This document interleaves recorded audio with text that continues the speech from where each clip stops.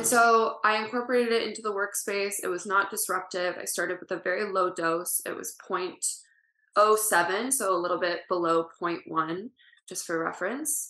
And it was great, but I didn't do it consistently. And I quit my job in San Diego. I moved to Italy.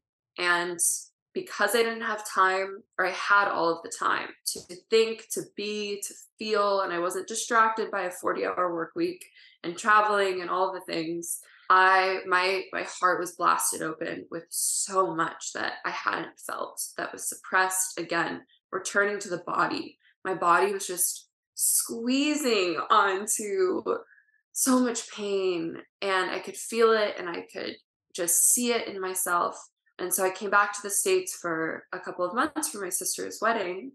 And I was like, I'm going to microdose for 30 days. Like, I'm just going to see how I feel. I'm going to be consistent, and I'm going to follow a protocol. So I messaged my friend who made these capsules himself. And I was like, what do I do? He's like, 3 days on, 3 days off, and just continue. And I was like, do I need to take breaks after a while? He's like, no, just intuitively listen to your body. So that is when I embarked on my consistent microdosing journey. And oh my gosh, I cannot believe we are where we are now. The first month for many people is lots of joyful moments, is a lighter experience, is a relief from anxiety, depression that's been sitting in there. But what I really want to emphasize is this medicine is not something to go to feel good all of the time. The Oh shit. medicine is a teacher. Yeah, I I'm know. out. I wish it worked that way. You had um me. You had me until this moment of the interview. Listen, all not all rainbows. um and you don't have to be spiritual to even really get this. The mushrooms form has been around so much longer than our form, and they actually resemble animals more than they do plants. That being said, they have a consciousness, and this might be hard for some people to grasp, but they have a consciousness like we do. So when we are ingesting something with a consciousness, we are receiving their consciousness. And the form of a mushroom at its core, you could pluck a piece of DNA from a mushroom and put it in a petri dish and grow it, and it's going to replicate the exact same mushroom. We are not centralized like that because we have all these different pieces and parts to become who we are, to function properly.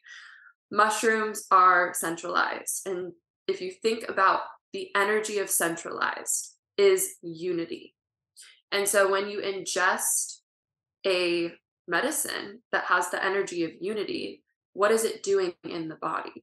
It's bringing unity into our bodies. It's bringing the spaces that have been out of unity into unity. And we just can break that down into balance or ease, dis-ease in the body. It's healing the body in many, many different ways. And this shows up in a variety of ways.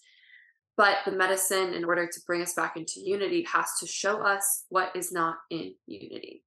And so that will become very apparent in Hmm. your microdosing journey, in your macrodosing journey.